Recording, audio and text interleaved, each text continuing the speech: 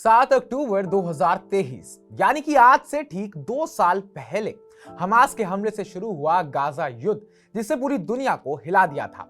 उस दिन हमास के लड़ाकों ने इजराइल के दक्षिणी इलाके पर हमला किया, जिसमें करीब 1200 लोग मारे गए थे। ज्यादातर नागरिक और 251 लोगों को बंधक बना लिया गया। इसके बाद इजराइल की जवाबी कार्रवाई में गाजा में हजारों फालिस्तीनी अब तक मारे गए और इलाका तबाह हो चुका है। लेकिन आज यानी 7 अक्टूबर मंगलवार को युद्ध के ठीक 2 साल पूरे होने पर एक नई उम्मीद जगी है। इजराइल और हमास मिस्र के शर्म अल शेख में अमेरिकी राष्ट्रपति डोनाल्ड ट्रंप के शांति प्लान पर बातचीत कर रहे हैं। ये बातचीत अप्रत्यक्ष है, यानी दोनों पक्ष सीधे आमने सामने नहीं बल्कि अमेरिका, मिस्र और कतर जैसे मध्यस्थों के जरिए बातचीत कर रहे हैं। नमस्कार, मैं उत्कर्ष प्रताप सिंह और आप देख रहे हैं टीवी 9 भारतवर्ष। ट्रंप ने 29 सितंबर 2025 को व्हाइट हाउस में इजरायली प्रधानमंत्री बेंजामिन नेतन्याहू के साथ यह प्लान पेश किया। यह 20 बिंदुओं का एक व्यापक प्रस्ताव है जो पहले चरण में युद्ध रोकने और बंधकों की रिहाई पर फोकस करता है। इस प्लान की कुछ मुख्य बातें मैं आपको बता देता हूं। सबसे पहली, सीज फायर और बंधकों की रिहाई। हमास 48 बंधकों को 72 घंटे में छोड़ेगा।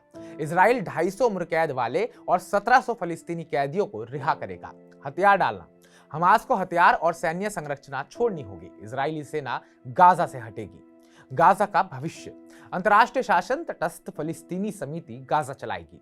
ट्रंप और टोनी ब्लेयर निगरानी करेंगे। हमास को सत्ता में जगह नहीं मिलेगी। मानवीय मदद। खाना, दवा, पानी और पुनर्निर्माण के लिए भारी सहायता। सोमवार को शर्म अल शेख में बातचीत का पहला दिन सकारात्मक रहा।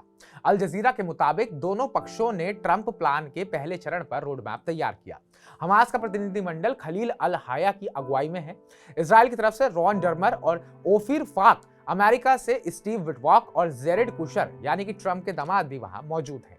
लेकिन कई सवाल अभी भी बचे हैं जिनका जवाब आना बाकी है। सबसे पहला, इजराइल की मुख्य डिमांड है कि हमास पूरी तरह हथियार डाल दे। हमास ने अपनी प्रतिक्रिया में इसका जिक्र नहीं किया। एक हमास अधिकारी ने कहा कि हथियार फलस्तीनी सरकार को सौंप सकते हैं, लेकिन विदेशी फौजों को गाजा में घुसने की इजाजत नहीं है। दूसरी बात, बंधकों के शव। हमास का कहना है कि मलबे के नीचे दबे शव ढूंढने में हफ्ते लग सकते हैं। इजराइल की बमबारी। हमास ने कहा कि जारी हमले बातचीत में बाधा है। ट्रंप ने इजराइल से बमबारी तुरंत रोकने को कहा है। गाजा का शासन। हमास सत्ता सौंपने को तैयार है, लेकिन विदेशी कंट्रोल और इजरायली बफर जोन पर सहमत नहीं है। नेतन्याहू ने यहां पर कहा है कि हमास को खत्म करना ही उनका लक्ष्य है। जी हां, जो बात अभी भी रुक रुक कर आग लगा रही है। हमास ने शुक्रवार को कहा कि वो बंधकों को रिहा करने और सत्ता सौंपने को तैयार है, लेकिन बाकी बिंदुओं पर फालिस्तीनियों से सलाह लेनी है। ट्रंप ने इसे शांति की दिशा में एक बड़ा कदम बताया। अब आपको बता देते हैं वो 2 साल के आंकड़े जिन्होंने दुनिया भर में लोगों की आंखें नम करी। इजराइल में अब तक 1200, वहीं गाजा में अब तक 68,000 से ज्यादा फालिस्तीनी मारे गए हैं। गाजा के 20 लाख लोग बेघर हो चुके हैं, भुखमरी की कगार पर हैं। युद्ध ने तेल कीमतें बढ़ाई हैं, शरणार्थी संकट पैदा किया है और मिडिल ईस्ट की राजनीति हमेशा के लिए बदल कर रखती है। अब थोड़ी चर्चा इस बात पर कि आगे क्या हो सकता है। बातचीत कुछ दिनों तक चलेगी। नेतन्याहू ने कहा अधिकतम कुछ दिन। ट्रंप ने चेतावनी दी, हमास को जल्दी फैसला लेना होगा वरना सब दांव पर लग जाएगा।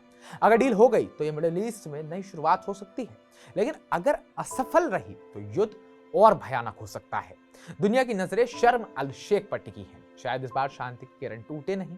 आपको क्या लगता है, क्या इस बार गाजा और इजराइल के बीच चल रही ये 2 साल लंबी जंग रुक जाएगी या फिर बातचीत के बाद बातें और बिगड़ जाएंगी? कमेंट बॉक्स में कमेंट कर हमें जरूर बताइएगा। बाकी ताजा अपडेट्स पाने के लिए टीवी 9 भारतवर्ष को सब्सक्राइब कीजिएगा।